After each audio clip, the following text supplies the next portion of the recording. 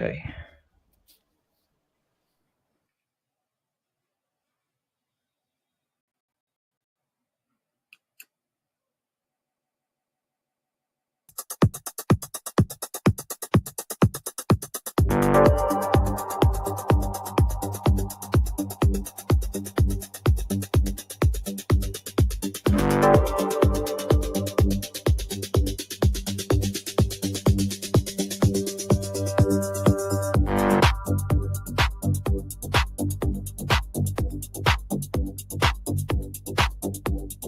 Welcome back to basics, where strength is born from simplicity.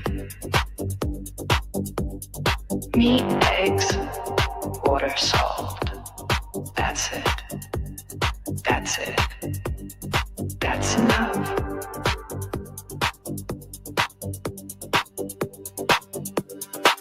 No powders, no potions, no pills, just a few your body remembers. Steak sears truth into your cells. Egg yolks feed the brain like sunshine.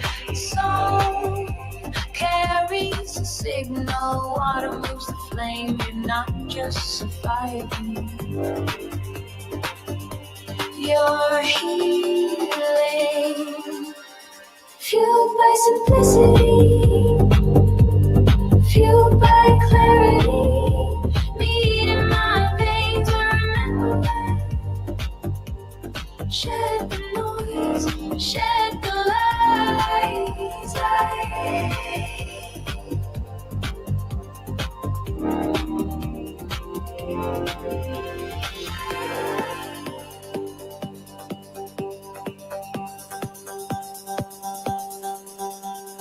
Do you know, red meat builds every cell in your body. Saturated fat powers your hormones. Every bite brings mitochondria to life. This is bioavailable truth. This is primal nutrition. This is how you rebuild. You've tried the superfoods, the green dust, the fiber traps. Still tired, still foggy, still inflamed. Meat doesn't lie, eggs don't gaslight. Water doesn't ask for loyalty points. So just works. Fueled by simplicity, fueled by certainty. The plate is primal, the fire is eternal. Back to the source, back to the strength. No labels, no records, just instincts reunited. Listen to your body whisper. More stay, less stress.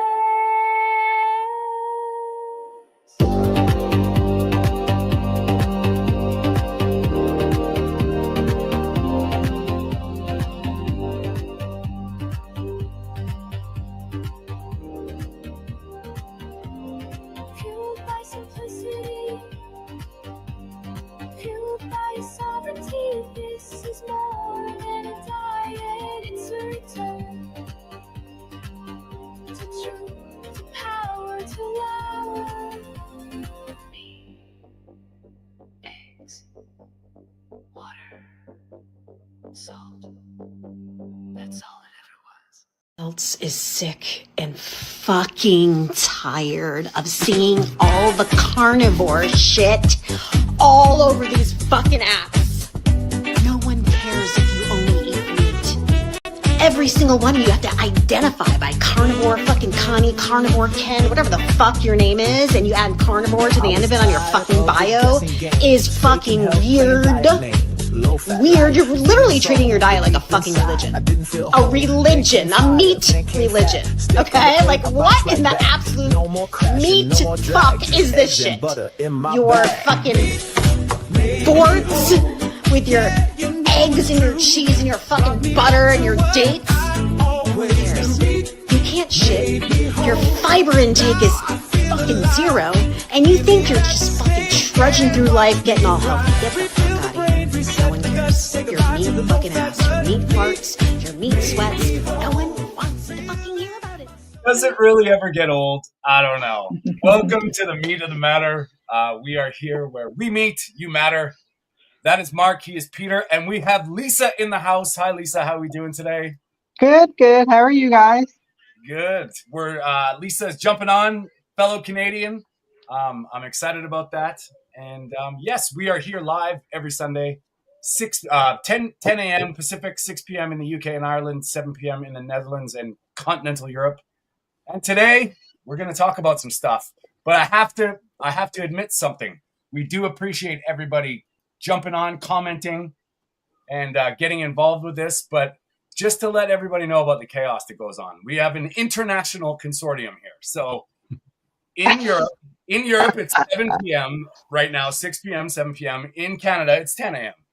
So by the time I wake up in the morning to talk about stuff, it's hilarious because we have a WhatsApp group. This is the insider info of the Meat of the Matter right here. No less than 17 messages between Mark and Peter. By the time I wake up, I am scrolling through WhatsApp frenzy, trying to figure out what we're talking about, who's coming on, what's going on. So Lisa, I'm so happy that you're here because you're actually on the same part of the world. It's funny that Mark hooked this up, but it is so hilarious when I have to deal with the WhatsApp stuff from the other perspective. It's all what are we doing? I don't know. What are we talking about? I don't know. Oh, this video. It's like, okay, what do we talk about her? That oh my God! Like, why is she so angry? I don't understand it. Like, calm down, just calm down. I know you're upset because Carnivore is starting to take over and it's really working for people, but really, you don't need to get so upset over it. Like, just chill out, girl. I've heard that probably 700 times, and this is the one that really gets me. Every time I hear it, I hear something new, and this one was today. And your boards, I'm like, really? Boards? Is that what you got to say? Mm-hmm. Anyway, it is a little bit of fun. And I just want to thank Byron Funk, Carnivore Beats. He's here in the chats. And he is providing all the music for us, and we really do appreciate it. That is awesome. And I was just listening and looking to it, and I'm like, man, who did this song? Like, it's friggin' awesome. It should be the theme song for all of Carnivore. Like, that should be the theme song. Well, funny enough you say that, Lisa, because if you go to his YouTube channel, Carnivore Beats YT, there is playlists, and it's all meat based. And when we hear these tracks, it's fiber. You don't need fiber to poo. Just for just these titles. These are great. So please. Yeah, I'm sure eventually one of his songs are going to get snapped up. Of course, it's only a matter of time. It's only a matter of time. Yeah. And if you're following him on TikTok, it's funny because they're just little clips. But if you actually go to his YouTube channel, you get the full songs, the full track playlists. So even if you're in the gym, you're lifting weights to some techno, meat fueled beats, Carnivore Beats. Byron is awesome. I want to download the fiber one and just play it whenever I go anywhere. And also, he does our theme song, which is very nice of him to let us. Good job. Yeah, good job. Okay, so today, Peter, Mark, Lisa, we're all doing good? Yeah. Fantastic, sir. Fantastic. Awesome. Yeah. Well, we were chatting just before the show, and I don't know what we came up with, but we were going to talk about something. And this time, I have no idea what it was because we had a video that was sort of like lost in the shuffle. So, Peter, do we know, or are we just winging this? I have no idea. That's the best shows. We just wing it. And like whatever comes up, we'll just talk about shit. Because there actually is so much to talk about. And there we can actually, you know what? Why don't we do this? We do this segment every show. We try and get in this thing called Write That Down. Where that came from for all the new people that are just tuning in. Mark's TikTok videos are second to none. He has these very, very, he does these things where he just imposes his will on issues.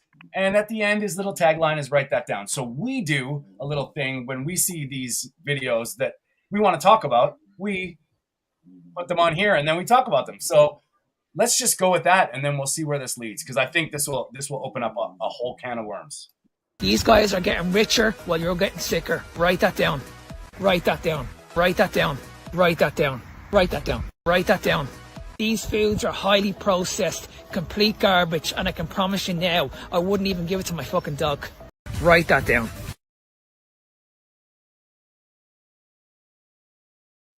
Just jumping into it today, guys. Here we go. We're going to do this video. What you're explaining to us, it clearly worked for you. We were very happy to say. But the real worry, particularly in this age of social media, isn't the information, it's the misinformation. Absolutely. And people can become self-appointed experts. So how can you distinguish between the chaff and the wheat, if you've heard the book? No, absolutely. And there's so much wellness noise out there. And that's kind of my approach, is to simplify and to cut through the noise. Obviously, like you said, there are so many self-appointed experts. But I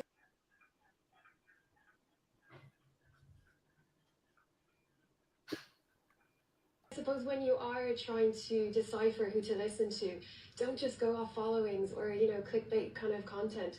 It's always kind of going back to, if you are going to bring in some habits into your routine, take a step back. And, common sense kind of plays a role in it, obviously. But looking at a person's, qualifications, their, case studies with clients, their background, really.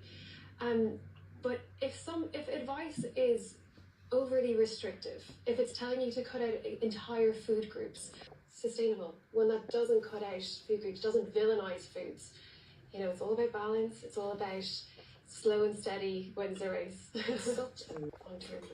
We need to talk about falsehoods and some of the stuff that you've seen. I mean, are there standouts that you went, oh, sweet lamb of the divine? How do they think people are going to buy into this? Oh, there's a few. But also just like the carnivore diet, that's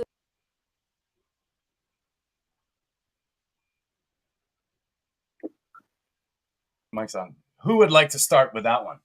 Well, I said an awful lot on it, so I'm looking forward to hearing what you guys have to say.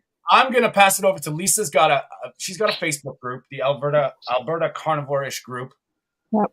She's got a lot of people like chiming into this. Lisa, are you an expert, or should people listen to you? I do have a carnivore keto certification through Maria and Craig Emmerich, and I just applied for Dr. Barry's coaching certification course. So hopefully, fingers crossed. I know he's only taken like 200 people. So fingers crossed, I'm gonna get that one. It's a 6 months. It's 6 months, and he does videos with you. He don't just give you, say, here's your course and go do it. Like it's a really he'll hold your hand the whole way through it.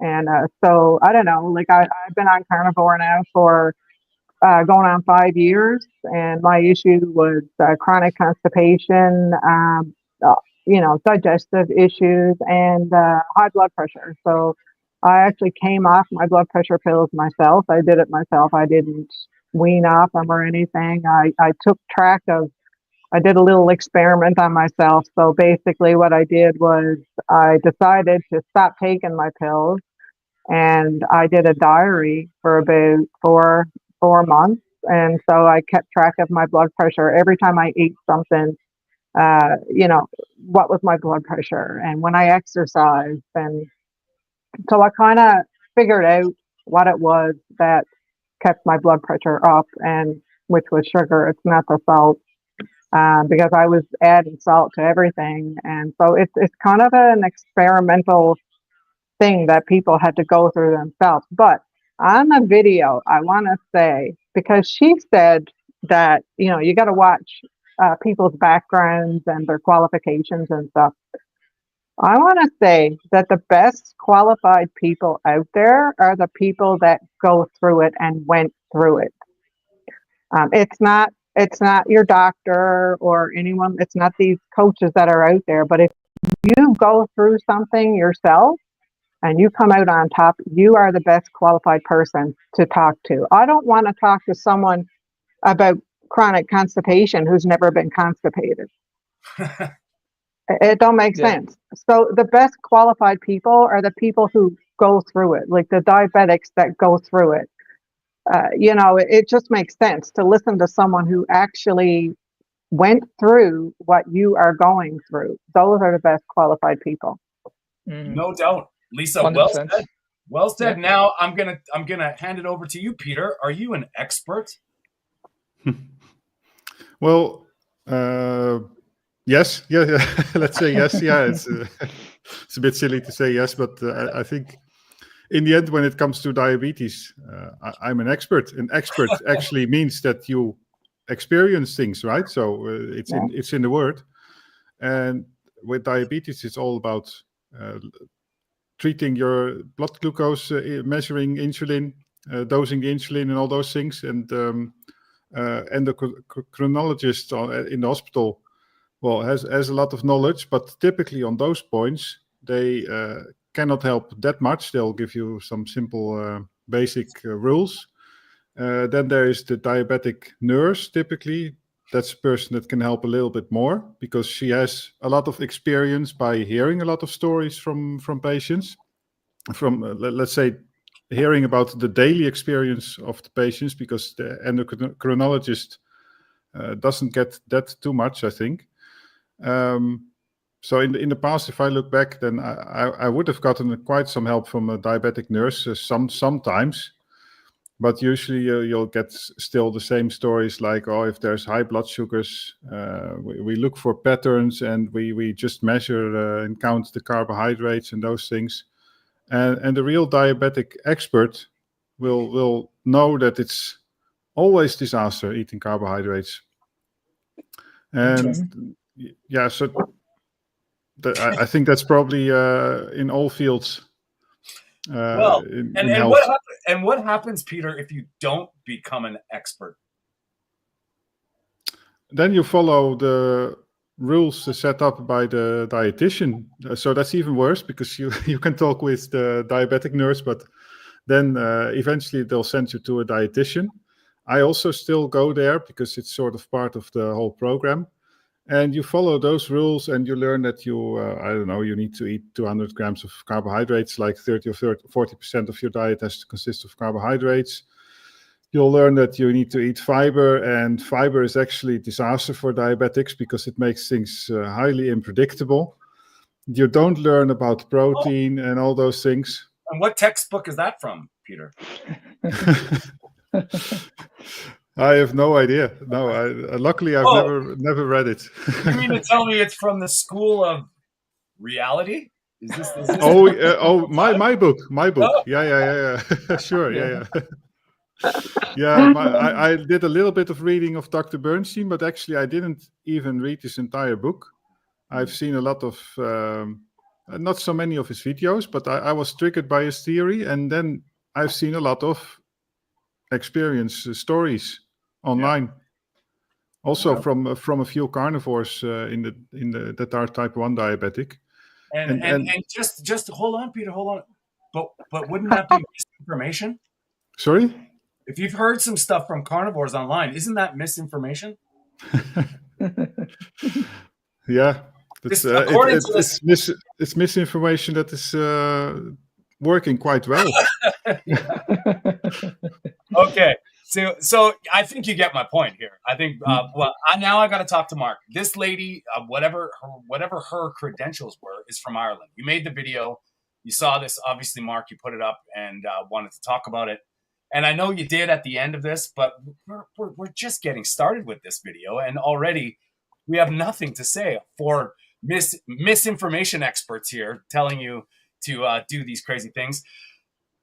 Mark, do you feel that when people call you for help, where are they coming from? Are they coming from all over the world? Okay, but when they address these issues with you, how many of them have already done what this Irish princess has been saying? How many?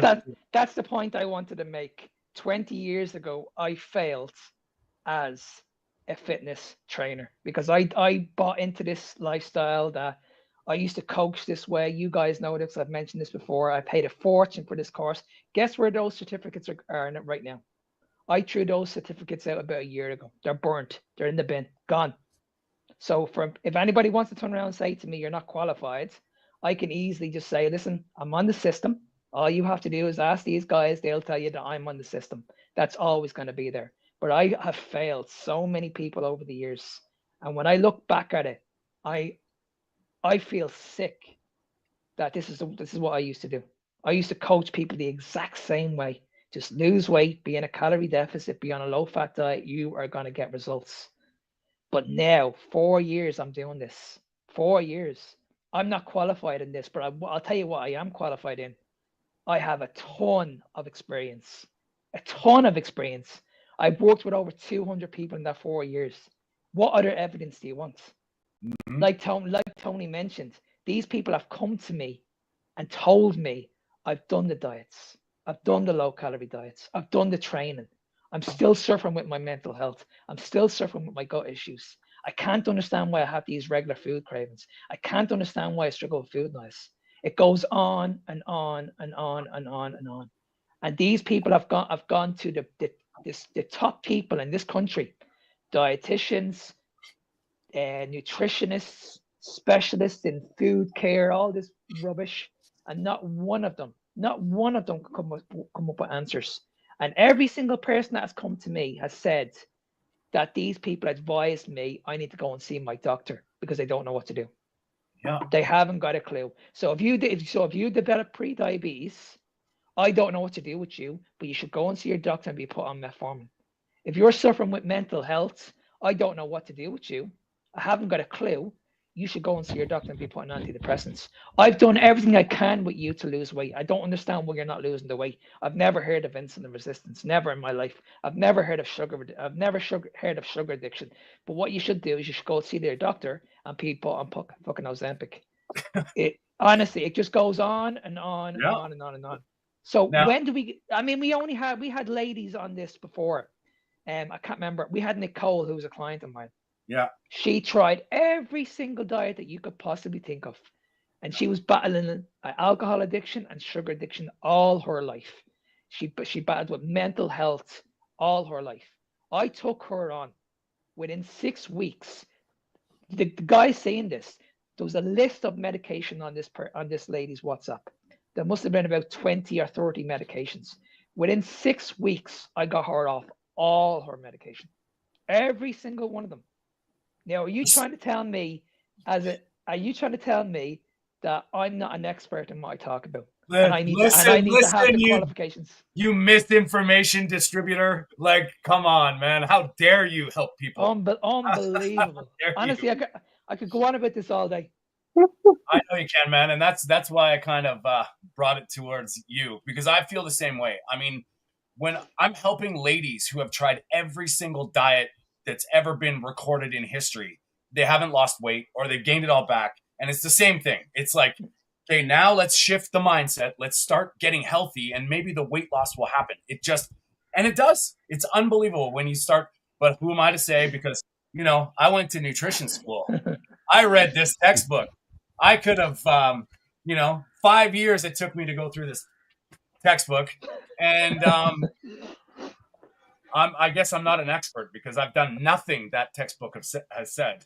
And But for the women, I have to say, because I'm menopausal, and it's the hormones. It's hands down the hormones. It's everything, because I used to get the hot flashes and all of that stuff, and no way. I'm like, oh no, I'm not going on hormones. I'm not touching them. Like because I heard that it causes cancer, and you're gonna have a heart attack if you go on these hormones. And I was talking to one of my friends at work one day, and I was telling her about it, and I'm like, oh my God, I'm having a hot flash, like, ugh. And she goes, you need to go on hormones, and something just like stopped me and said, you know what, maybe I should look into that. So, of course, you go to your doctor here in Canada and you ask for hormones, anything about hormones, and this is the answer I got. So I went in and I said, I think I need some hormones. And the doctor goes, well, what do you think? I'm like, well, I must be going through menopause. I'm like 56 years old. I got to be going through menopause. Like I need something. I'm not sleeping. I'm having hot flashes. And so I asked him I asked him one question, and his answer to me was, "Well, I don't know." And I'm like, "Well, wait, what do you mean you don't know? Like, you're a doctor. That's why I'm here. I want to find out. Like, give me some answers." And so anyway, yeah, I was dumbfounded. And then I had another question, and he goes, "Well, I don't really know." And I'm like, "So it's a good thing that my friend had." She told me the HRT that she was on, and I took a picture of it, and I said, "Well, can you just give me a prescription for this then?" And he's like, "Oh yeah, I can do that." But Oh my, Lisa, I but can't wait till we have our rant on. I cannot wait. oh, I know it's crazy. It's just like for women and they got to understand that it's you are for someone who's trying to lose weight, and I was plateaued for about a year. I was stuck at 165. During that year that I did everything, I was still on carnivore, and I'm like, well, I'm on carnivore. Like I'm still not losing weight. Like it's not budging. And as soon as, well, not as soon as, but I started taking the HRT, and I started to feel better. And I'm like, okay, I'm sleeping, so that's good. And so it takes like 5 or 6 months, depending. I mean, it could be different for other people, but I mean, the weight started to come off. It's like my hormones were like, okay, this is what we wanted you to do. And so thank you for, trying to get these hormones back to back. And so then I started doing research on HRT and the benefits of it. And it's crazy. Like I was watching a show about dementia and Alzheimer's yesterday, and especially for women, you have to look into HRT. I'm not saying to go out and do it, but do your research on it, because when you lose estrogen, your chances of getting dementia as a woman is way, way more higher than a man. And it's funny because I used to work at a hospital in Alberta in the dementia ward, and there was no men in there at all. It's all women. So my advice to any woman, don't get fear mongered by the health professionals who are putting a fear in you to say, oh, well, they did this study back in whatever it was, and HRT is going to cause all these problems. And like, no, that number one, the women that they did these studies on were already in their 60s. They already had heart trouble. They were already sick. Like, do your research. Do your research on it, because I'm telling you, once you fix those hormones, like it'll start for you. Well, Lisa, what you're saying makes a lot of sense, in the sense that we never really talk about hormone disruptors and No, how mismatched and jumbled up our hormones are from not just our diets, but look at what we're exposed to chemically, no, environmentally, in the world. You can't study that. I'm sorry, I'm not an expert. I don't know. I don't know what I'm talking about. But there are so many things that are so unnatural mm, being put in a box that they deem you broken, and you're genetically, or you're sick, or you're misplaced. Of course, everything disrupts your endocrine system. Everything's an estrogen, and you don't think that women get affected by that. For sure. I mean, they're called xenoestrogens, but yet we don't acknowledge it. And like you're saying, Lisa, the other side with men, it's testosterone. I'm mm, not saying do or don't. I'm not saying it's an easy way out, but obviously our hormones are the biggest thing yeah, in our, that's our signals. That's mm, everything that tells our body what to do. yeah. So for doctors to not even be aware of that side, to not even like that freaks me out. Well, That's where it kind of, it's like, okay, what?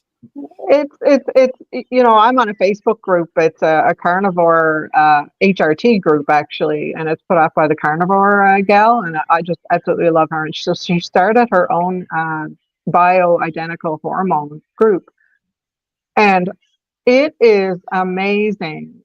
The women out there have no clue in what to do. Like they go to their doctors, like myself. The doctors have no idea what to give you, how to even like do a blood test. Like they just don't know what to do. And so these women are out there and they're like, they're frustrated and they're getting pissed off because like, where do I go? Like, I don't know where. So now they're going to these Facebook groups and, and then you get some comments of like some of these women are out there and they're like, well, you shouldn't be asking anyone on a Facebook group. You need to talk to your doctor. And I'm like, that's the reason why we're here. We're here because the doctors, we're not getting the answers from the doctors.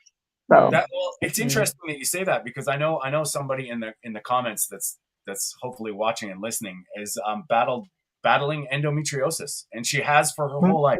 And that's the same kind of thing. It's I guess we're gonna sort of bring this into hormones and especially women's hormones and how I love it because she's been gaslit. She's like when I started working with her, it was like I was like, I want to figure this out. So we looked at the whole the hormonal cascade, like the women's cycle, and I was looking at minerals. I was looking, and it drove me nuts. I was like, I want to figure out what's going on. You think one doctor in 20 years has actually said, okay, let's try this. Let's do, they gaslight her and say, oh, just take some painkillers. Go on the pill. It'll balance your, like, just don't have a side. How about that? Hey, human. But you know what? Wants to have a species. Stop breeding. Just stop that. But it's so simple because what are our hormones made of? Right? Yeah. Our hormones are made of cholesterol. Lisa, you're not an expert. You're not allowed to say that stuff. No. so when you look at it, and this is what makes me mad, and here I'm going to go off on another rant, because you get these people who are out there saying vegetables are what balances your hormones. I'm like, where in the hell did you hear that? Like, do you even know what hormones are made of? They're not made of freaking plants. They're made out of, anyway. I'm going to jump in here as well because I, as you know, I deal with an awful lot of women and I focus a lot on hormones as well. So I deal with an awful lot of women that go through endometriosis, fibromyalgia, PCOS. I think I've worked with over 100 people, 100 women that had PCOS, and they didn't even realize it because they went to the doctor. They were like, okay, there's something wrong with me. I can't lose weight on a calorie deficit. I just cannot lose weight. And the doctor hasn't got a clue, not a clue. Yeah. And you're looking at these people and you can clearly see their insulin resistance. You can clearly see their leptin resistance very, very quickly. And you're like, listen, you need to speak to me. And before I even take these people on, these people will say that I spend nearly an hour speaking to these people because I need to explain to them exactly what the problem is. I need to say to them, like, listen, this is not a calorie issue. You will never get the results that you want going on these calorie diets. What you need to focus on is your hormones. We need to get your hormones back functioning the way they should be. Once you do that, once we nail everything, your cortisol, we bring your stress levels down, we give you the plan that's going to suit your lifestyle. That's when you see the biggest jump. Now, what happens with PCOS? At the very, very beginning, nothing happens. So this is where these women get extremely frustrated. They're like, why isn't the weight not moving? Like, why am I not getting any, why isn't the scales not moving? And this is what people need to understand, especially women. If you've been damaging your body for such a long time, you need to allow your body to heal. There's a lady that I'm working with at the moment. It took her nearly 10 weeks to see a drop on the scales. 10 weeks. But hey, I kept on I've worked with ladies 6 months. 6 months they didn't see a drop in the scale. Go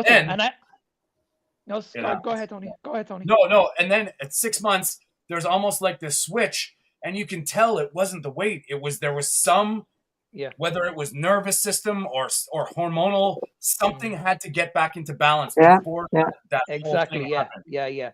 And it's extremely frustrating because you understand because they're paying for a service. Yeah. And that's what they're focusing on. They're just focusing on like what every other trainer does. I'm just going to get you in shape. But that's not what I do. I have to get you to heal first because once I get you to heal first and get your hormones optimized in the way they should be, well then you will never have to diet ever again. You're absolutely right. Absolutely right. And I'm speaking from a woman who's been through it, and I can tell you right now that it is absolutely the hormones, and it might take you 6 months. It took me a little bit over a year for that scale to budge, and it takes that long for your Yeah. hormones to like kind of balance everything out. So Mm. for a woman, you got to be patient and don't focus on the weight first. Like just focus on healing, go about your day, do your Mm. thing.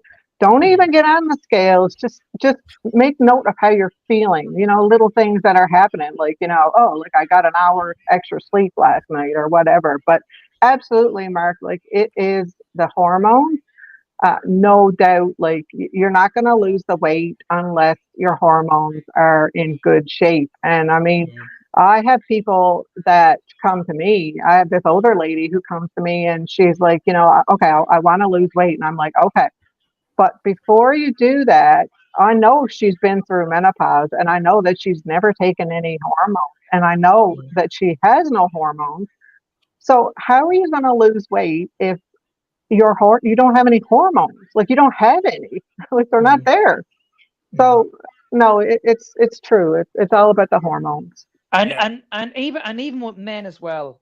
I know Yeah. we're I know we're I know we're focusing on women at the moment, but the same with men. Like Mhm. I'm seeing so many young men that are younger than me. Their libido's gone, their sex drive is gone. Like all they're focusing on is just having the six pack, looking amazing, and they don't realize they're damaging their bodies. They really are. Like Totally. it's amazing how these people want to enter a competition just to win a trophy, and they'll do whatever it takes to win that trophy, even by ruining their own health. Yeah. It's absolutely insane. I remember when I did the bodybuilding competition like a couple of years ago. I remember speaking to people at the backstage, and they were removing fish oil from their diet. Fish oil, like it was unbelievable. Yeah. Omega threes is like Jesus. Like why? Like this is incredible. This needs to stop. This really needs. Yeah. No wonder I hear it all the time in the men's changing rooms. Oh, I'm feeling like shit. I've no energy. I can't sleep, and I'm like, why are you here then? Why are you in the gym? You're Yeah. actually causing more Mhm. stress, more Uh, damage to your body.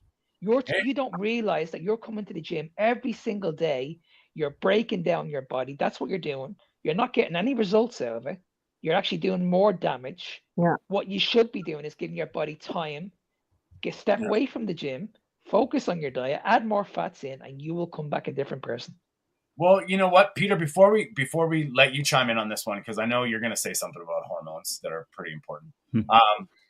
But Lamb said we're exposed. Let's put that back up there, buddy. We're exposed to all kinds of poisons, EMFs, chemicals. Their effects are negligible compared to sugar and seed oils, though. They're decoys. I kind of agree with that, but I don't know if they're decoys. I think it's just more of like the more that we can be disrupted unnaturally, I think the more they can blame you for being broken. You're genetically broken, so you need this. Or it's funny how Lisa's saying that with hormone, like the stuff that actually helps, they don't really know. But yet Mm, the stuff that they just are unaware of is we have no idea that the implications and damages that these things are doing. We don't know what these screens are doing to our eyes and our whole like just the circadian rhythm factor alone. mm, When you mm, realize your sleep cycle is dictated by light, and then someone says, "Well, that's misinformation." Are you kidding me? mm, Like, We've forgotten where we came from, really. yeah, Like exactly. we need to get back into nature and look at our surroundings and look at where we came from. Like we have lost touch of where we came from. It's No, amazing. I don't know. It's no kidding. I was out in the sun disappointing. all day yesterday, all day out in Yeah. the sun. I didn't burn. And then No. I told the doctor that. He said, that's impossible. It's not impossible because I've done it. Do you want me to start spouting off misinformation all over the internet? Yeah. I did not sunburn. I was out in the sun for 10 hours, did not burn. Mm, Explain yeah. that, expert. Yeah. Anyway, I could go off on a tangent. We could go ranting and go I love on, but sunshine. Like seriously, yeah. man, trying to block this shit out over in Europe and the UK. Really? Like we have to argue that blocking out the sun is a really really bad idea. Unbelievable. Sorry, Peter. I'm sure you want something to say about hormonal function and what you have to deal with hormones and how important they are to you.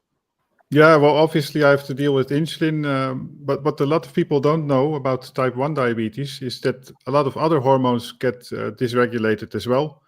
Glucagon and some others related to glucose metabolism, but it affects the rest of your body as well. And the thing is that if you think about it, there are just a few factors that can disrupt hormones. So the lack of nutrients, lack of natural environment, toxins, of course.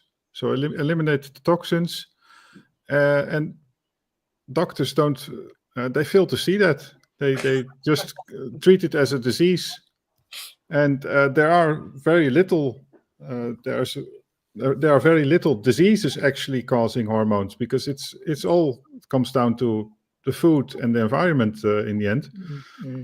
And yeah, I mean, if you think about type 1 diabetes or maybe thyroid disorders, that they can be sort of genetic or maybe some form of disease, but often you can just treat it with your diet. Well, no doubt. How about this? If I told you that everything about your gender, yeah, I said it, gender or sex has to do with cholesterol. If you do not have cholesterol, you don't have a life. You don't have sex. Yeah, gender dysphoria, that, right? But then someone comes along and says, but cholesterol will kill you. Well, you know what? Cholesterol makes you. So whichever gender you decide to be today, yeah. Well, touching on that, touching on that subject, it becomes very dangerous, right? I mean, if you look at primary schools nowadays here, they are teaching children about the fact that you can change your gender at a very young age. I didn't mean to go this way, but no, me neither, because I think we're going into a rabbit hole. But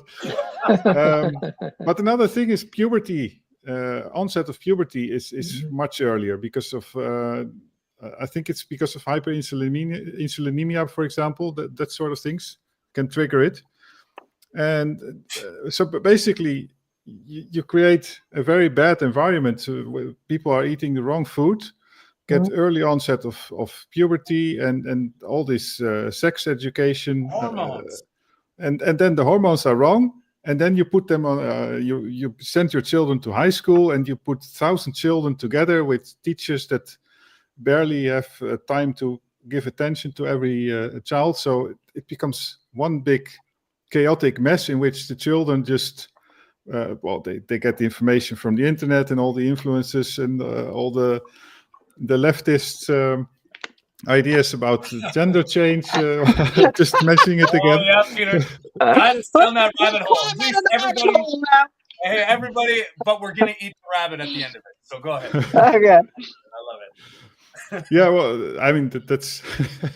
That's about what I wanted to say, so yeah. And just like for people, we always see it obviously from our carnivore animal-based perspectives, but it's funny how if we see so many people, like look at our last interview, we're gonna with Krista with Ozempic, overdosing on Ozempic, thyroid, PCOS, type 2 diabetes, hormonal. She figured it out. She got better. That's like the people that aren't aware of this. They're doing the opposite of that. Imagine how good we all feel doing what we're doing. The exact opposite of that is usually what's happening to kids now. By the time they're 12 years old, they're not even eating food. They're eating, whatever the excuse for the food pyramid is. I don't know. But how do you expect somebody to be firing on all cylinders, optimally, hormonally balanced, if every single thing that they're telling you is wrong? Being a misinformation dealer, they're telling us that we're wrong. They're right. Listen to us. Trust us. Mark, I know you have a lot to say about where's that gotten us. Nowhere. It's absolutely nowhere. The system's wrong, and it's always going to be wrong. And if we keep on following it, the more sicker you're going to be, and then we're never going to be getting anywhere. We've been following this advice now for how long now? Well over 100 years. Are we in? I only put this up on my video earlier. Yeah. Are we in a better position at the moment? Worse. I mentioned it earlier. We're worse. Every second person's on medication. Yep. You can be guaranteed it. Every Yeah. second person is Everywhere you look, there's people on med. You can tell they're like zombies walking around, and that's why somebody asked me. There was a video up the other day about someone, and they're like, "Where are all the normal people? We're all at home. We don't go out. We don't go out anywhere." We're on Alberta Carnivore-ish group. That's what we're there. I put up a picture last week. I'm sure you guys seen it, of an 80-year-old. An 80-year-old that looked incredible. He had abs. He looked incredible. And then there was another guy who was 80-year-old and he was in a wheelchair. Yeah. And it's like night and day difference. And not to mention, Mark, when you say that, what's the difference? They'll say that guy's unlucky. That guy's genetically broken. Or he's on steroids, or he's on TRT, but they'll never congratulate him. Yeah. Like I get people saying to me all the time that I'm not in my 50s, and I have to show people my passport. People don't believe me, and I'm like, listen, there's my passport. That's the year I was born. Mark still gets ID for alcohol if he ever drank it. That's why he doesn't drink alcohol, because he can't. You'll get ID. You can't carry it. If I drank one glass of alcohol, I'd be fucking drunk big time. But then, this country is known for alcohol.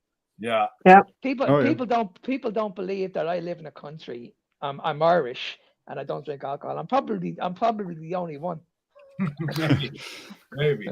But we love you for it. That's the best. But Mark, you don't look 50, by the way. So, but that's what I'm saying. Like, a lot of people, I do hear people in the change rooms all the time that are younger than me, saying how old they are, they're in pain, and in the back of my mind, I'm saying, I'd love to just shout at them and say, I'm fucking 10 years older than you. Like, I'm not giving out. No. I'm not in any pain. I don't go to the gym every single day. I go to the gym 3 times a week, 3 times a week, and I only train about half an hour. That's it. That's all I do.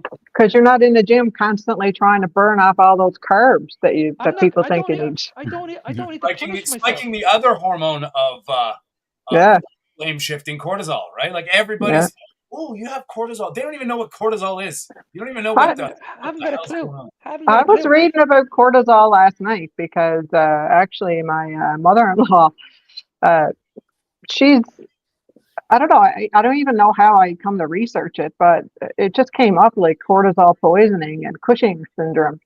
And I'm like, what the hell? I've never heard of that. Obviously, I heard of cortisol, but I've never heard of like Cushing's syndrome or like having too much like cortisol poisoning, they'll call it. And I did the research on it last night, or I looked up a little bit of it, and I know that like she's her hips are hurting and her joints are hurting and stuff like that. And I'm like, oh, okay. And then the cortisol thing came up, and I know that she had said that she used to take cortisone injections for her hands.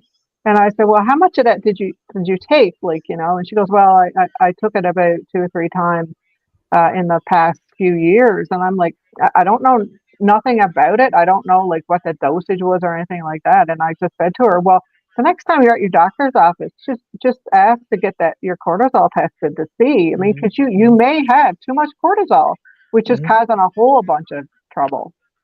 And see, when you mentioned earlier on, Lisa, about menopause, this is a big factor I see with women when I work with people with women with menopause, and the biggest factor is stress. Yep. The biggest factor is always stress because they're overtraining. Yeah. They're under eating. They're not sleeping properly. Yeah. Yeah. They've got a heavy lifestyle. They've got stress in their body. Life. There's constant stress. And then they're stressing because they're not losing weight. Yeah. Exactly. And see, when you have high levels of stress, your blood sugars are going to be spiking on a regular basis. Yeah. So think about it. When you're stressed, what's the first thing you're thinking about? You're thinking about something sweet, a piece of chocolate. Oh, I'll have a piece of chocolate, and that will calm me down. I hear it all the time from women. Oh, I had a really stressful day, so I need to have some chocolate to calm me down. Yeah. No, you need to look at your lifestyle. So this is why you just cannot give someone a nutrition plan and say, okay, there's your nutrition plan. You're gonna be okay. Bullshit. No, you have to focus on their lifestyle. You have to talk to them on a regular basis and say, okay, you need to understand what leptin is. You need to understand what insulin is. You need to know what cortisol is. Those 3 are all hormones. Do you know what? you're right, Mark. But here's another level of this. What people are completely unaware of is nervous system activation.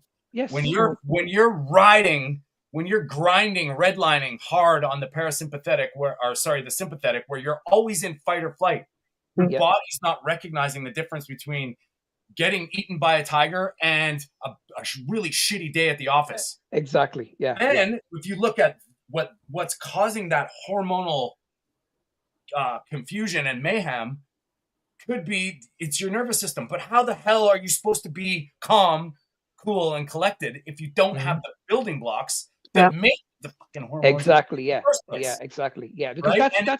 that's where the sugar addiction comes in as well. Yes. Because people are always constant thinking about food. They're like, oh my God, I'm getting really, really angry here. I'm getting angry. I'm getting really, really angry. And that's where Tony is talking about. You're in that cycle of the chicken and the egg. Yeah. I mean, your hormones are all out of whack, but you don't even have the right things to make the hormones work. And the nervous system, it's the weirdest part about all this stuff. I'm going to say this. I'm going to milk this one. Not being experts or anything, but the weirdest part about all this stuff is that when you have the foundations, all of these things come into play. The further away you get from nature, the easier it is for your body to deal with this shit. Yes. And like we just talked about, women's hormones, estrogen. Estrogen comes from cholesterol. Hey, we talked about male TRT comes from cholesterol. So if you're eating a low-fat diet, plant-based, then you go on a drug that lowers your cholesterol, how the hell do you know what? That's disaster. What's next for you, right? Like, hello. Yeah. And look at us, Lisa. You just said, "Oh my Lord, you've been taking cortisone cream. Let's do some research." That's Lisa, you might be the Antichrist, because why would you? Don't do your own research. Don't learn for yourself about what goes on. For God's sakes, don't become an expert, because they're all out to. But that's what happens. All of us, I'm sure, all of our stories, we've all had to take our health in our own hands. Not to mention, we get inspired about it. Peter, if you don't do this stuff, I don't want to see you in a diabetic coma. I don't want to see you, like on the floor, because you didn't know. I was thinking, actually, it shouldn't be allowed for people to use medicine. I mean, it's going a bit extreme, but it shouldn't be allowed for people to use medicine if they are not able to mention at least the top 5 side effects or so, and what it is made of, something like this. You should do a test. I mean, of course, doctors should inform people and everything, but I think it's a major step if besides just at the pharmacy, there's this official rule here in the Netherlands that they'll tell you a little bit. No, they will ask you, like, do you know what this medicine is? And then people typically just say yes, and they get it over the counter. But I love that. That shouldn't be like this. Thank you. No.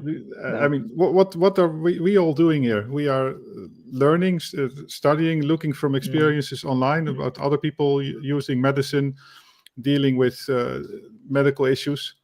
And that sort of information should always be there. But I think at the end of the day, you should be in a situation where you have full control of your life. Yeah. I think that's where it comes down to. Even if you try, I think you should have full control of your life. And you should always go out and search for answers. Yeah. And I think that's the most important thing. Yeah. None of us here are going to ever say that we're doctors. And No. we're never going to say, even though we say an awful lot of bad things about doctors, there are some doctors out there that are amazing. If I have a broken arm, you can be damn sure I'm going to see a doctor. 100%. But what I'm saying is, when it comes to our own health, I just don't think, and I'm pretty sure you guys will agree with me, I just don't believe we can get healthy from being on medication. I believe our body's going to heal naturally. Yeah. Of course. Like Selena mentioned this a couple of weeks ago when we had her on. If you cut your arm, what happens? It heals itself. We got to trust our body. You've got to trust the body.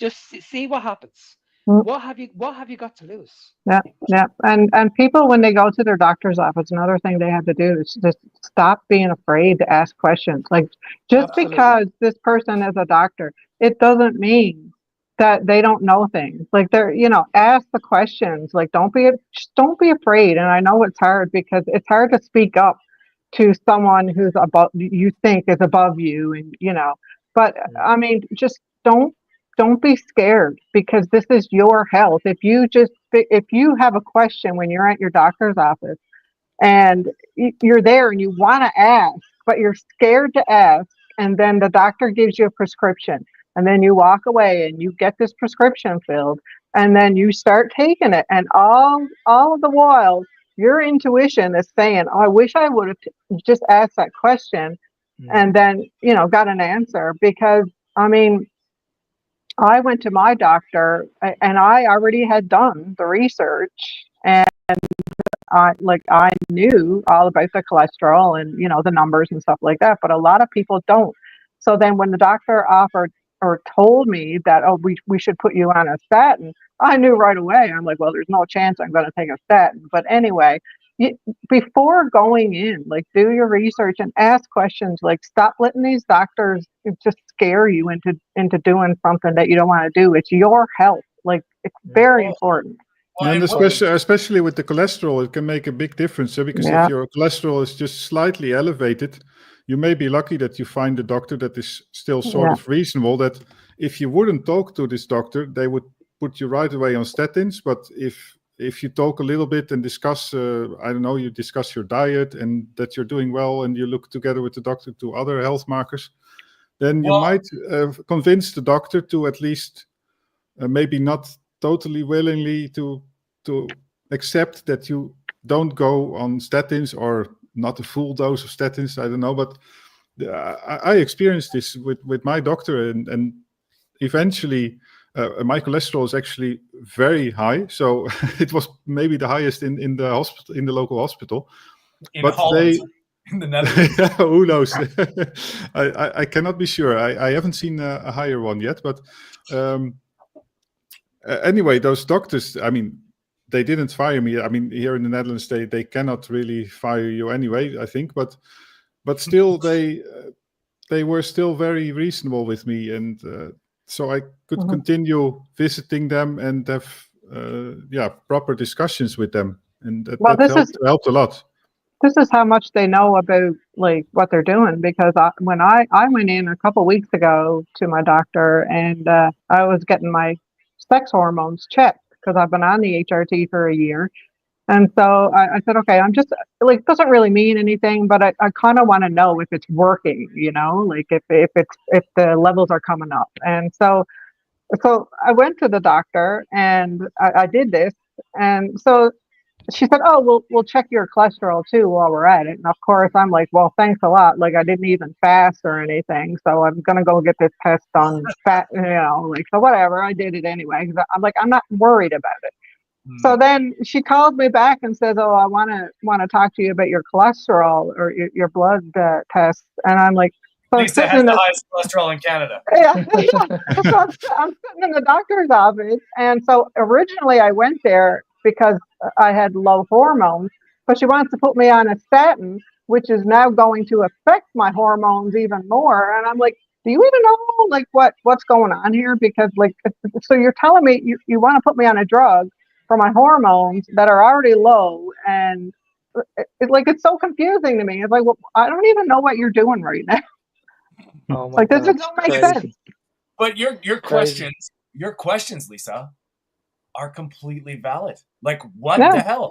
Just think about this, guys. I've been alive 50 years. Okay. I remember when they went, eat Honey Nut Cheerios they actually said something about cereal and lowers your bad LDL cholesterol. Yeah. If you ask anybody, what does LDL stand for, and they don't know, well, I guess they're going to be spouting off disinformation. Hey, They don't know. Somebody call a doctor. If you think LDL is cholesterol, how far is our conversation going to go, and why should I be trusting you if you don't even know what the hell the difference is? Yeah. You know what? You know what they know? Good, bad. Read. That's read, what total. Read. Total. I'm not dogging doctors, but that's what the system does. Yeah. Oh my God, your LDL is high. You need drugs. Who cares about anything else We need to lower that shit. Sir, did you know that cholesterol is the reason why I have estrogen and testosterone? Huh? Yeah. What? Yeah. I think what nails it for me is when they talk about good and bad cholesterol. That's when it's like, okay, game over. These people haven't got a clue what they're talking about. And Mark, haven't like got a clue. what you're saying, it took me like, I don't know, 45 years to realize that LDL, HDL isn't cholesterol. It's like, what the hell are you talking about? What do you mean it's not cholesterol? You're checking. We need to check your cholesterol. Your HDL and LDL are fine. You didn't check my cholesterol. You checked. That's like checking the passengers and not understanding how many taxis are on the road. You know, we have a transportation problem. Oh, let's just get more people. Or let's just get less people. Like, I met a girl when I was in Tennessee in May, and we were at a restaurant, and of course me and my husband were just eating. We just ordered a rack of ribs, and the friends we were with, like, they ordered the usual fries and stuff like that, but we only ordered the meat. And the waitress mentioned something about it, like, just commented on it. And so my friend said, "Oh, they're carnivores. They don't eat the side dishes and stuff. They only eat meat." And so then we got talking about statins, and this was like a young girl. She must have been probably 29, 30 maybe. The doctor had put her on a statin, and she was telling me about this, and I look. Sometimes I had to really bite my tongue, and it's I really do. And my husband was kicking me underneath the table because he knew I was gonna, like, I was about to say something, and he goes, "Lisa, let it go." Right? I was like, "No, she's not even 30, and she's on a statin. Why is she?" And there's my little bit of a rant. Oh no, good. But that's I feel the same way. And just for everybody that's with us, Mark had to take off. He's got some stuff to do, but he will be back soon next Sunday. But Lisa, I agree. I hear you, because I bite my tongue every day. Every day I just hear this nonsense garbage, and then who am I to talk about a doctor's prescription? What do I know about hormones, minerals, and nutrition? You know? Oh my Lord! How dare you talk to a type 2 diabetic about reversing your type 2 diabetes? Yeah, no, it's true. I mean, I used to work like I said, I worked at a hospital cleaning, and I would go into the dietitian's office, and there'd be all these pamphlets on type 2 diabetes and how, the food that you needed to eat. And I'm like looking through this, like, I shouldn't be looking through it, but I am. I'm like, what? So they're pretty much, and it's like you go on the Canadian Diabetic Association. It's the same thing. You go on these diabetes websites, and they're eating like granola and toast and as long as it's low fat, right? Like, it's like, what are you, like? This is what gets me so mad. It's like this is craziness. Like, you're not even looking at the fact that the person has type 2. Like, my sister's a type 2 diabetic, and it's crazy. She'll go to the doctor, and she's in the hospital, and you look at the food, and I'm like, what? They're toast and cereal, and she might get a boiled egg. She might get a boiled egg in there. But I mean, it's like no, like, this has to stop. Like, come on, people. Do you even know what diabetes is? Like, okay, that makes me want to say something. Okay, check this out. Okay, what if I say this, hypothetically, being my disinformation dealing self? Peter, Lisa, you have sugar problems. I do. Should you do? What should you do? Stop eating sugar. Bam! Like, really? Do we have to know why? Do we have to know what? You don't even know what diabetes is. No. And I'm speaking from somebody who has put my pre-diabetes, which is the same thing. It's just a matter of time. Yeah. That's the only thing the doctor was right about. When I had that conversation with my doctor, you will have full-blown type 2 diabetes. But I was like, now that I know what I know now, I already have it, dummy. Like, are you kidding me? I got to stop this shit now. And I reversed it. It's just, oh my Lord. It's common sense. It's like, it's common sense. Like, these doctors should know this. Like, do you know what type 2 do you know what diabetes is and what causes it? And so oh yeah, I know what it is, but here's a piece of toast for your breakfast and a glass of orange juice. And it's like, what? And then there's a simple fact illustrating that they have no clue, and that is No. the fact that they prescribe the statins while an A1C can still be like 6.7, and they say 6.5 is the minimum, I think. Then you start to have type 2 diabetes. That's just insanity, because if you have pre-diabetes, I wouldn't use that term. The thing you had, Tony, if your A1C is above 5.6 or 5.7, it's just diabetes. Very simple. And even before, if your A1C is good, if your insulin levels are high, that's the thing. And this is what gets me about, like, going back to that original video when they're talking about everything, like moderation and everything in balance and all that stuff. Like, okay, that's okay if you can handle eating one cookie on your table. Like, if you can actually do that, go, oh, look, here's some cookies, I'm just gonna have one, and then for me, I can't do that. Like, so I have to stop. I can't eat it at all. I know I can't eat it because and they even tell us, Lisa, like, I bet you can't just have one. Really? Yeah. Well, let's put this to the test. I bet you're right. It's so brilliant. And then when you say, I bet you just can't have one, they go, I could. So, okay, then do it then. Try it. I bet you just can't have one slice of bread. No. Oh, all of a sudden. Well, that's not a problem, is it? Really? No. Let the games begin. Right? Problem. So, oh my God. Like, yeah, I get so upset. It's just, you know what? Like, it's mind-boggling to me. It's like everything in moderation. No, do you understand cravings and how they affect, like, sugar, what it does to a person? Like, I'm okay. Like, right now, I'm fine. Like, if I was sitting at the table and there was a big box of cookies on the table, I could look at it, not a problem. As soon as that touches my tongue, that lights up my brain, and I'm like, oh my God, I remember that taste. So now I'm gonna, like, oh, I'll just have another one.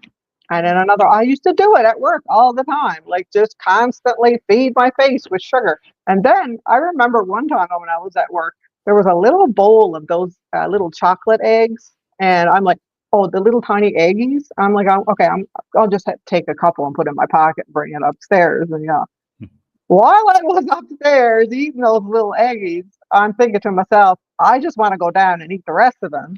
So I did. I went down and I ate the rest of those things.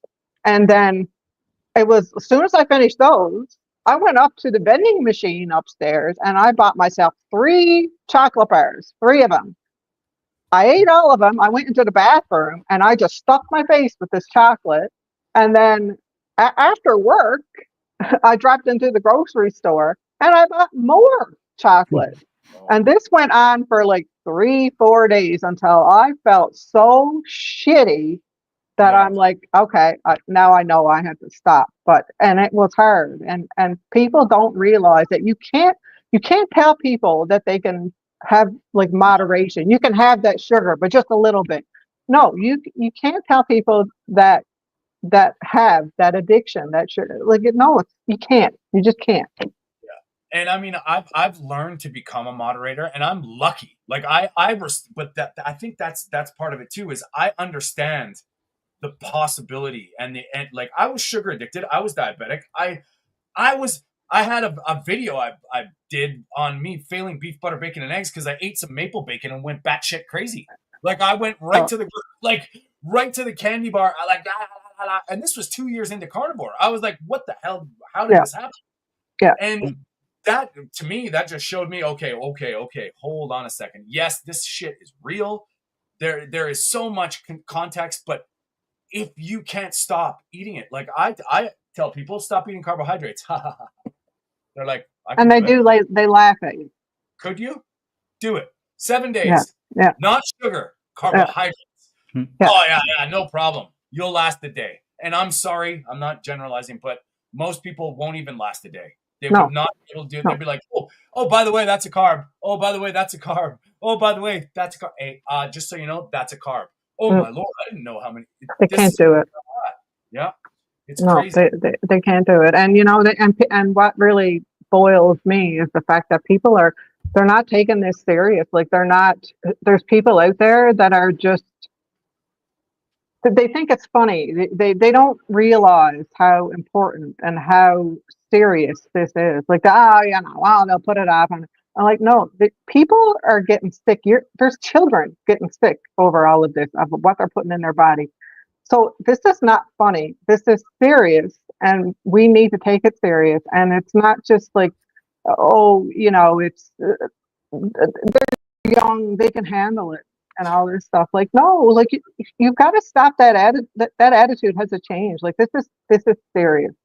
Yeah, and if we just look at all our countries and just look at the health status of most people, like that are our age. You know, most people that are getting into their old, they're on their way up. Yeah. Holy crap! Now you just take a look backwards and look at the kids on their way up. Yeah. Uh-oh. Look at the difference in the population and what's going on. And Peter, what happens if you don't eat? What happens if you're not aware of what sugar does? We look at it from a type 1 diabetic. Yeah. Oh, well, Peter's type 1 diabetic. He has to worry about sugar. Well, if you look around also on social media, what type 1 diabetics are doing, they actually get offensive. They get offended by the fact that they can't eat things. So there's this sort of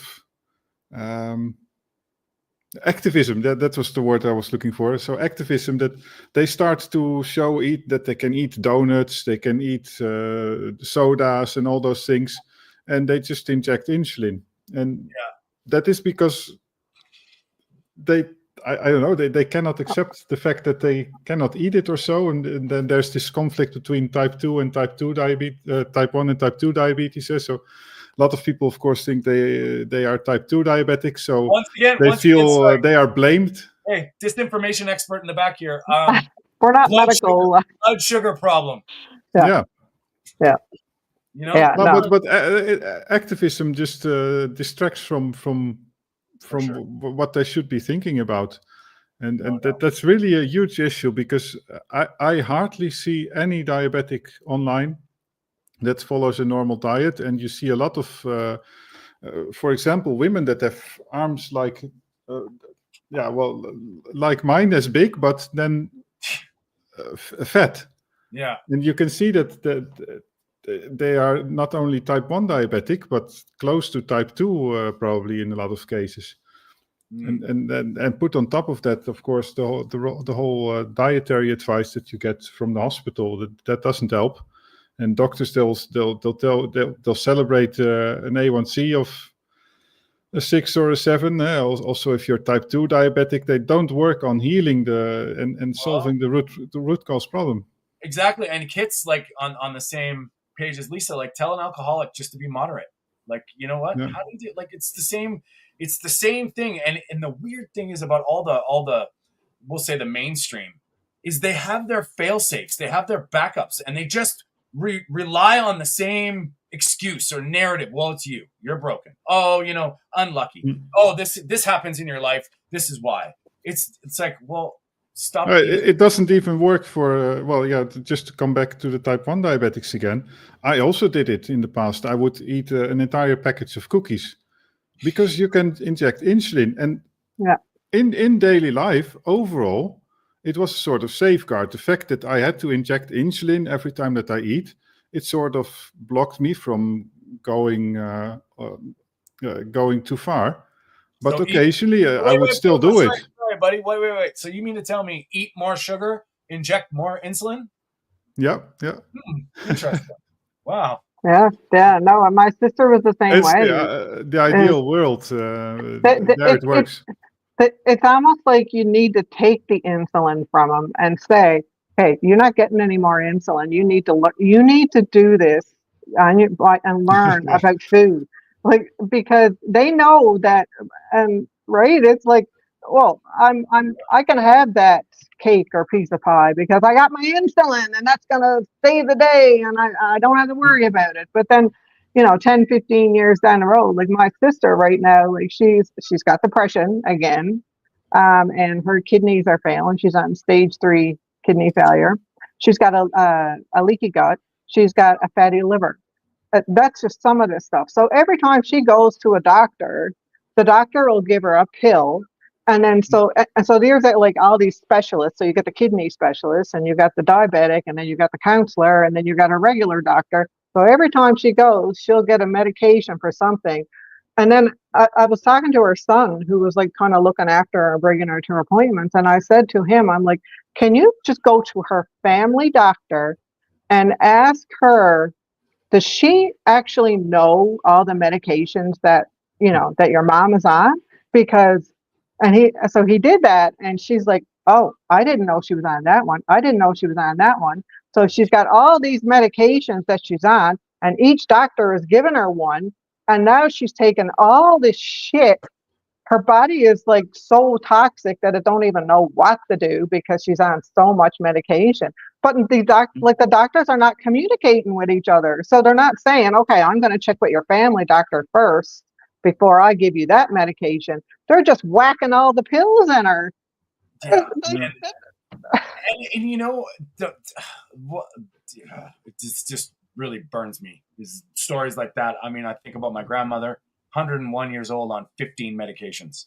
Like what? And now that if you know anything about anything, you start to go down these rabbit holes. Like Lisa, you talked about just doing a little bit of research into something when you hear about cortisone cream. When you do that with all these medications and you just realize that they're treating side effects of the side effects, Keep going, yeah. And it's like, holy shit, you have a fatty liver, fix it. Because it's possible. And it's undeniable now. It's not even, this is not even myth. This is not even myth. Stop eating sugar. Yeah. Your fatty liver will go away. Simple. All of the stuff that she has can be reversed. Every single one of them can be reversed just by her diet. And I tried, and it's like us all, right? We try, and I tried, and she was doing pretty good, like she was doing pretty good for a little while, and she didn't have to take as much insulin. There was times where she didn't even have to take any insulin, and I'm like, wow, that's awesome, like I told her what to eat, and then it was like a week after, and I didn't hear from her. And I was talking to her son, and I'm like, well, where's your mom, right? And, she's in the hospital. And I'm like, well, what happened? So this is just my theory, but she's living with an older guy who is very, very unhealthy, like very unhealthy. And he would bring in all this junk food. And I know that she fell off the wagon because of that. And so then she started to go downhill again. And then now look at her, like I never talk to her because she's in bed, and she has severe depression again, and she's got all this stuff. And before you know, like, I'm just waiting for a phone call, like, oh, she had a heart attack, or she's got this, or she's got that. So, I mean, it makes a difference too. And like, that's another thing. It's like when you're living with someone who's not supporting you and all this stuff, like, that's so important. If you got someone who's sitting down with you with a box of donuts and you're eating a chicken leg, I mean, come on, people, like, support the people you're with. Like, if you love them, support them. Don't do that to them. Like, that's not fair. Oh, no. That's like somebody recovering from heroin and sitting down going, I don't have a problem. I'm just going to inject some heroin in your face. I'm good. Don't worry about it. Yeah. We don't look at food like that. We don't look at food as food. We look at things it's really heartbreaking, Lisa, when you talk about stories like that, because I'm sure we've all felt it. Peter does what he does, but you're a type 1 diabetic, Peter, so that's why you have to do it. So I wouldn't have to do that. I don't have to do these things. No. You know what I mean? And families, you're sitting there going, hey, just eat fucking healthy. Figure out what healthy is, and at least understand it. And you can do it, and you can do it because if you really want your health, it really comes down to, like, oh, well, I don't care what you're eating, I'm going to eat this. If you really, really want it bad enough, because when I was at Meat Stock, I met an older man. He was 75, 76, and he was there by himself. He booked a ticket to Meat Stock. He was there by himself. I never forget. I was chatting him up, and I'm like, so tell me, Larry, like, tell me your story. Like, what happened, and how come you're here? And, is your wife here? And he goes, nope, I'm here by myself. I started Carnivore, I think it was like 2 years ago. He came off his statins. He came off all his medication. He reversed his type 2 diabetes. and he was the happiest man. He was just sitting there, like, just like so happy. I'm so happy to be here with these people. And, like, community is everything. They're all supportive. He's even, he does a little interview with Dr. Baker on Dr. Baker's Instagram. And he tells it's like a little bit of a story, but he wanted to get healthy, and so he said, no, I don't care, like, I'm going to go to these things by myself, and I'm going to do it by myself, and he did. Yeah, I mean, I think we're all part of that sort of. We've seen it all, like, I mean, just all of our different relationships and the people that we've, like, I mean, I was alone when I started this. I had my little, so of my YouTube favorites that I kind of started learning from, and everybody that sort of goes into this way, and when they get that lifestyle change, things start happening for, like, you're a different person. You're I would argue you're getting your human back.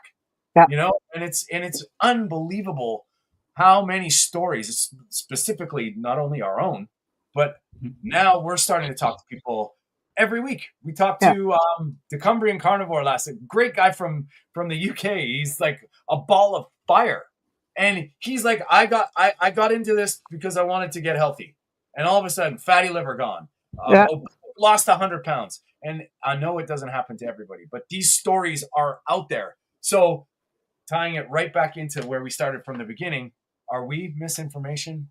Like, are we disinformation? Like, Lisa, we're the real information. This is real. Yeah, this is real stuff. And that's where, like, Peter's a perfect example of he's a type 1 diabetic. Okay, there is nothing he can do about it. He has to react accordingly. And what he does, people should listen. Like, I'm being biased because I love you, Peter, but people should listen to him. And I hear all these type 1 diabetics all over the internet, like, saying exactly the opposite, and it makes me mad. And why don't they believe us? I don't know. Why don't they? I don't get it. Like, it's right in front of you. Like, the information, like, Peter's right there. Why don't you believe it? What else can we do? Yeah, it's a sort of threat or so. I don't know. It's like, I mean, it's like they don't want to give up. All the stories on the channel of Dave Mack, they are 1,000 by now. Yeah. People just want to say that it's all placebo, that it's all in our minds or so, and I mean, those things are really happening. So people should at least be curious. And you can find it ridiculous, the diet, but just be curious why people think they are. Why are people imagining that it helps? You know what? I'm gonna shout out to Happy Sexy Health, ladies. Thanks for joining us. I love their stuff. They're awesome. If you ever, you want to get into this stuff, make sure you follow them on Instagram. They're awesome. And I think they're all over social media. Anyway, Happy Sexy Health. But Lambs just said that because they said going carnivore is like becoming human again. I think we could do a whole other podcast on the Matrix and how people just, they morph into Agent Smith as soon as you mention, like, don't eat carbs.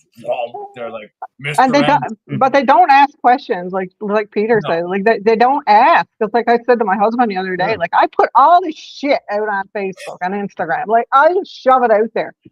And nothing. I don't get nothing. Only from, like, the carnivore people that they'll say something, but nothing from anybody else. Like, and they don't ask questions. They're not even, like, curious. They won't even say, "Well, tell me about this." Like, like, what does it do? Or tell me about the people that that have cured whatever. There's no questions, and that's what pisses me off. It's like, why don't you just friggin' ask a question? Like, just ask me. Like, don't just put it off and ignore it and blind eye. Like, oh, I don't want to know about that because then I'll have to give up my alcohol and my piece of toast and whatever. Like, I don't want to do that. So I don't want to know the actual truth. I don't want to know how to get healthy. Like, just don't ask questions.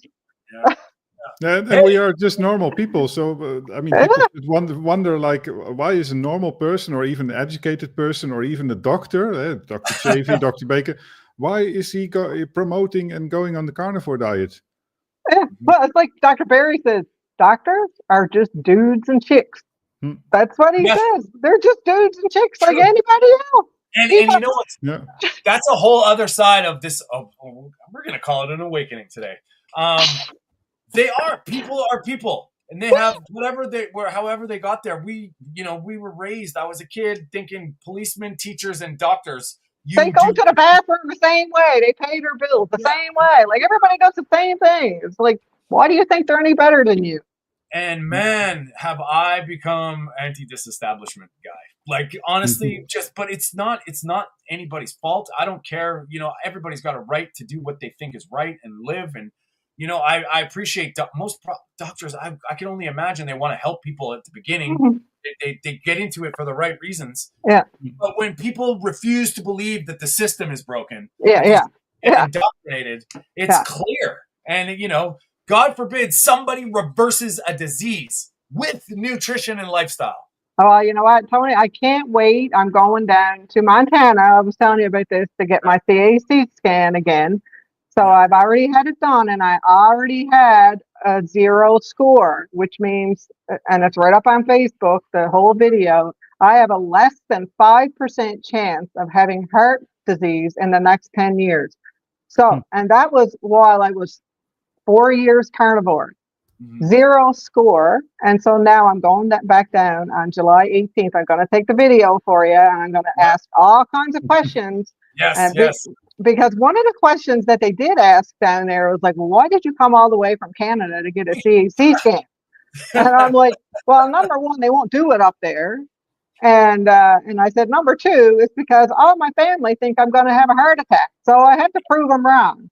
At that time, I never had one, so I didn't really know like what I was going to get. But as soon as he said, "Oh no, you got a score of 0," I'm like, "Fuck yeah!" And so then I'm going down again. Right? Like I'm going down again in a couple of weeks, and like I said, and so my mother-in-law is going too, and so I really want her to see, like.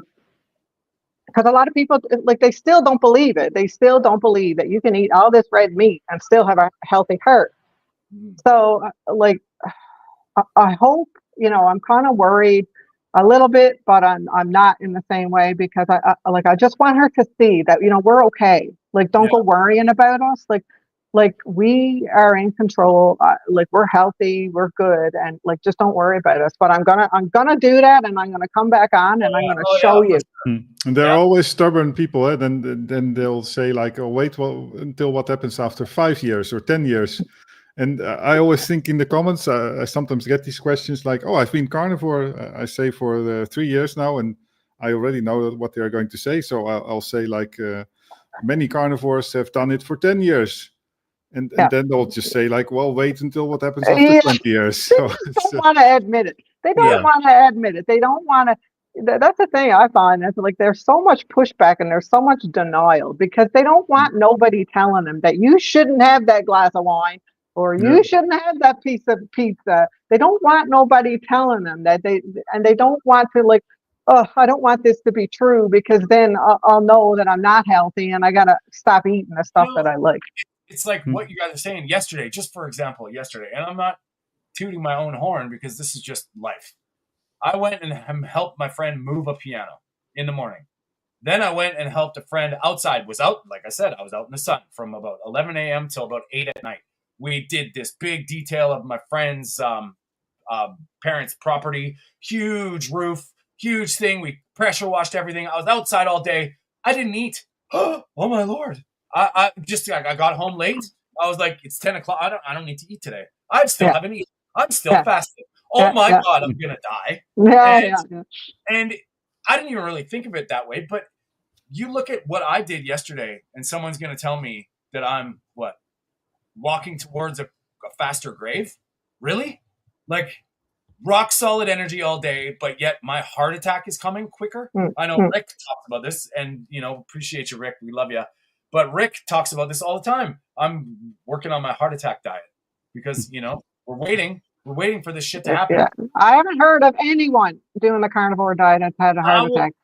And I will tell you, I know my life was a shitstorm in my 20s and 30s. I was not healthy. Now knowing actually what nutrition and metabolic health was, we're talking drugs, alcohol abuse, like crazy lifestyle.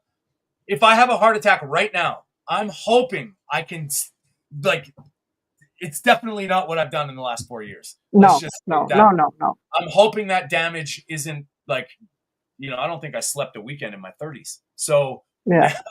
now, you know what I mean? It's completely different. But and you know what they'd say, if I had a heart attack tomorrow, Oh yeah, they blame it. It'd be the They blame carnivore it. diet. It would be Well, this. I know somebody in Fort McMurray who he was a vegetarian or vegan or something, and he dropped dead just going. He was going out for his jog in the morning, dead on the sidewalk, and so I didn't know he was a plant based person, and so I knew one of his friends, and I said, well, kind of curious, like, what was his diet like? And she goes, oh, well, he was vegetarian or vegan or something like that. And I'm like, He's healthy. Healthy. Yeah. Yeah, and Healthy what was person. his lifestyle? That's also an Yeah, important thing, yeah. because you have those people. I imagine you could even do it wrong on a carnivore diet. You go to the gym every day and exercise and do weightlifting for an hour, and you do bulking and cutting year round and all this crazy stuff. And being totally ripped, that's also unhealthy, and that's also the type Yeah, of people yeah. I I mean, think that's the you thing. will.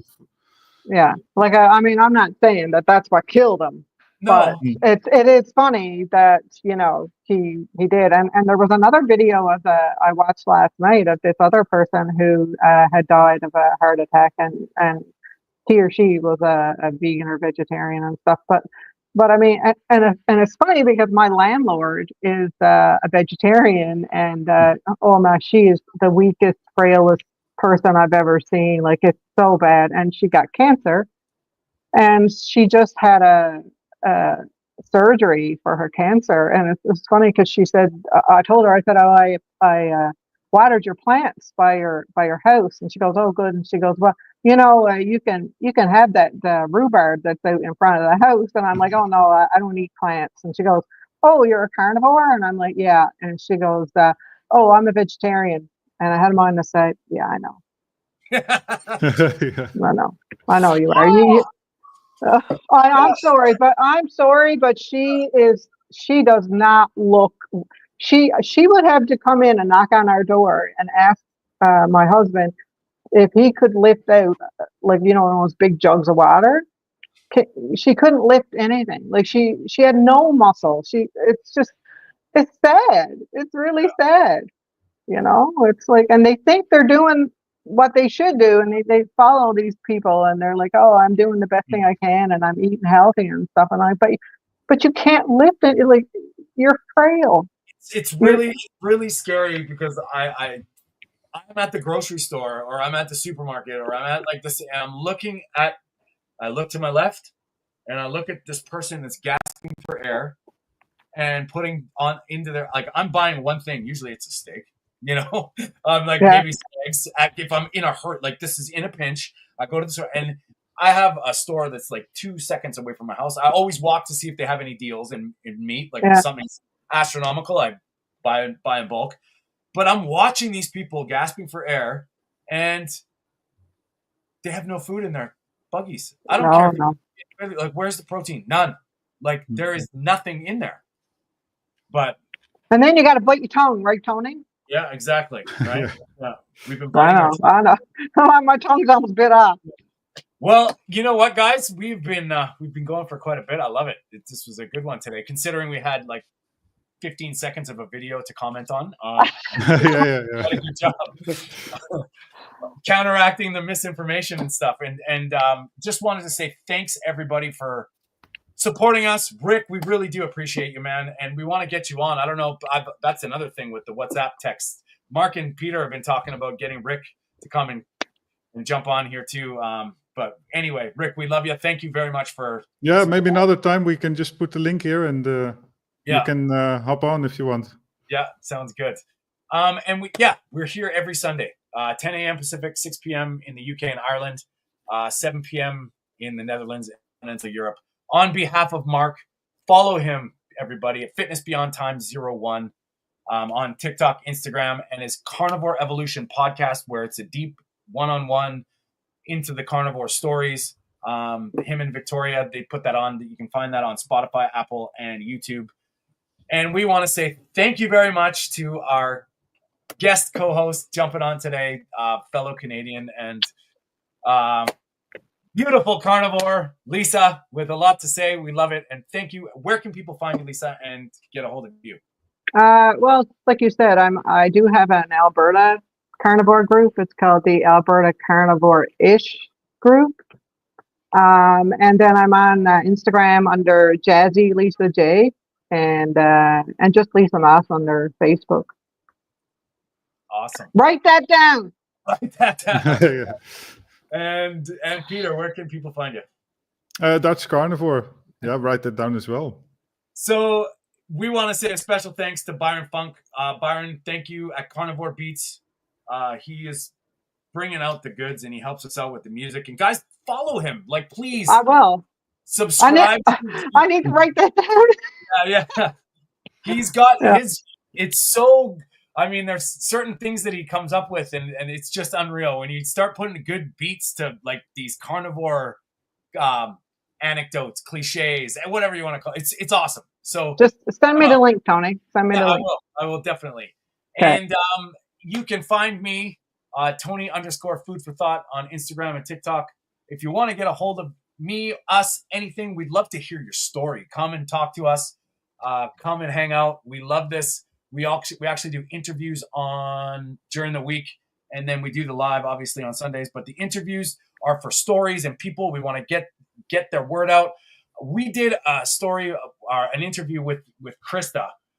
She got OD'd on Ozempic. If you want to hear about the absolute misinformation distribution that she was putting out, she experienced this. The doctors did this to her. It happened. And you know what's radio silence all across the board. She can't go to anybody for help. She can't sue. And believe me, she's amazing. Her energy is great. But stories like that matter. Stories like ours matter.